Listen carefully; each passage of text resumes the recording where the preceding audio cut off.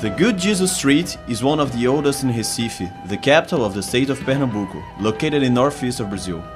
Hundreds of people pass through it every day, students of the area, Brazilian tourists, and visitors from the four corners of the earth. A ceramic plaque posted on the first building of the street calls our attention to something strange. The plaque reads, Rua do Bom Jesus, Good Jesus Street, formerly called the Rua dos Judeus, the Street of the Jews. After 350 years of silence, here finally is the first recognition that on this spot there flourished a sizable Jewish community, whose history is an important chapter in the story of the Jewish migrations, in the struggle of the Jews to preserve their identity, their culture and their faith.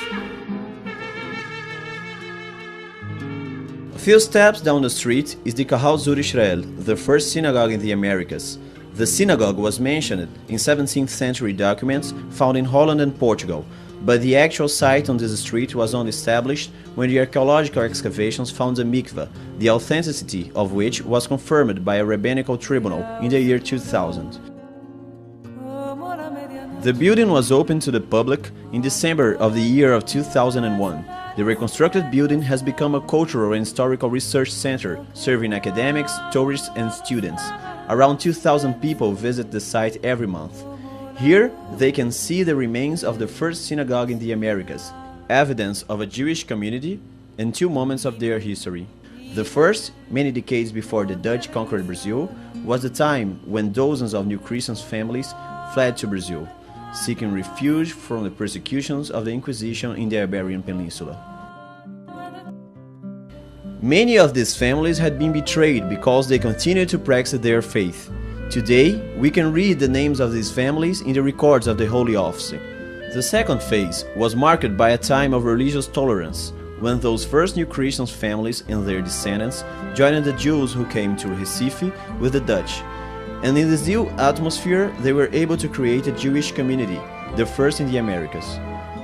They were about 1,500 people, or around 50% of the white population of Recife.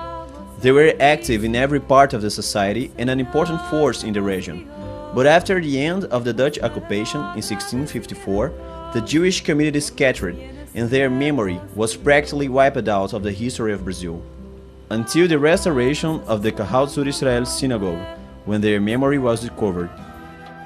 Using the information that has come to light through the excavations, the Jewish Historical Archive of Pernambuco has put together a picture of those times, shaping the history into a tour of Jewish history and culture, which invites tourists from around the world to experience surprising scenes and tales from those times. A few steps from the first synagogue is the house of Duarte Saraiva, a new Christian returning to Judaism, who opened his house to the first religious meetings, bringing together both new Christians and the Jewish people who had come with the Dutch. This Duarte Saraiva was a very successful merchant who owned various sugarcane mills and who purchased the spot where the Canal Israel was built. Olinda, recognized today as a World Heritage Site, is the source of much of the history of the new Christians from the earliest times of colonization in Pernambuco. Its ancient streets and hills suggest intrigue, love and betrayal. Victims of the denunciations were people like Bento Teixeira, author of the Prosopopeia, the first literary work produced in Brazil, like Rui Gomes, goldsmith, and his son, the first apothecary, as well as four other families who lived where today is a convent school. The family of Branca Dias and Diogo Fernandes was denounced for preparing their house and food for the Shabbat and for having meetings with the Sefer Torah.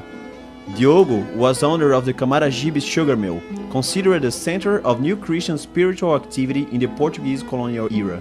One of the stories from those times is that a person wearing certain clothes as a secret sign would walk through Olinda to indicate the secret Jews' residence that there would be a religious services in Camaragibe. In the records of the denunciations, we can read about new Christians who came all the way from Olinda in wagons decorated with the branches of trees to celebrate Sukkot in Camaragibe. The scene of the Camaragibe sugarcane mill, which is still standing today, is full of stories and myths which still remains in the popular imagination about the presence of the new Christians. It is possible that this chapel on the mill grounds was constructed on the site of the 16th century synagogue. There are people that say that the symbols carved in the stone floors of the main house have something to do with Hebrew. This hidden Jewish praxis continued until 1630, when the Dutch West Indies Company conquered the northeast of Brazil, bringing the idea of religious tolerance. For the new Christians, this meant that they could be open about their Jewish religious praxis, and for the Sephardim from Amsterdam, new opportunities. With the Dutch occupation forces, many Jewish soldiers also came. Later, they would form a Jewish troop based at the Jewish guardhouse, probably on the site in Olinda where the Milagres Church is located today.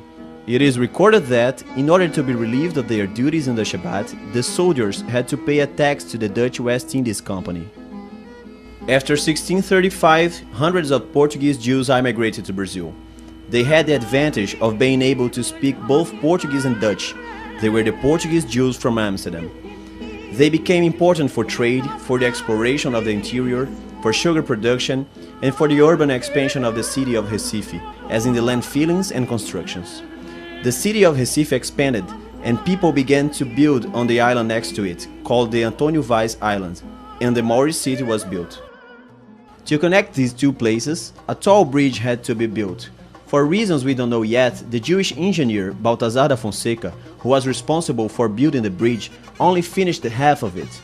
To avoid public criticism, the Dutch governor Johan Maurits van Nassau paid for the construction of the other half out of his own pockets. Defied, he simulated the flight of a bull over the bridge on the day it was inaugurated, creating a fact still alive in the local folklore. So many people came to the ceremony that the bridge earned 1,800 florins in tolls that day. The building of the bridge marks one of the first important changes in the landscape of the Capibaribe River. The river was the pathway into the inland.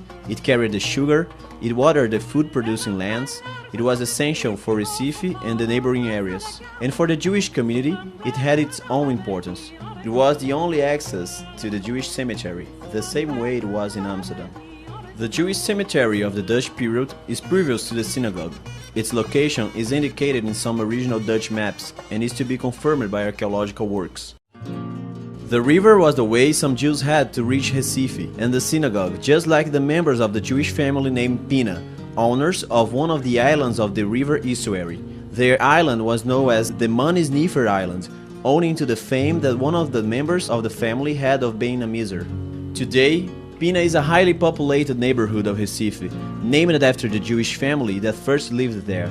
Standing on the shores of Pina, you can clearly see the reefs, which, like rocks, separate the inland river waters from the fierce ocean, creating the safe harbor which allowed the building of the city and gave it its name, Reef Recife.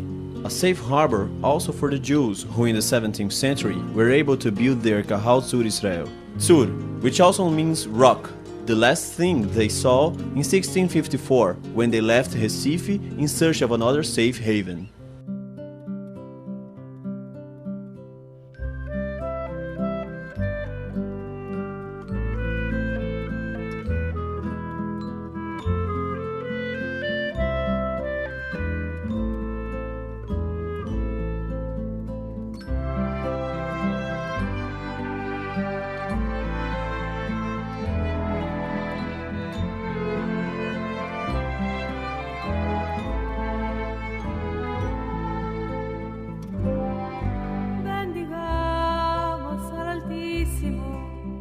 Señor que nos crió, démosle agradecimientos por los bienes que nos dio.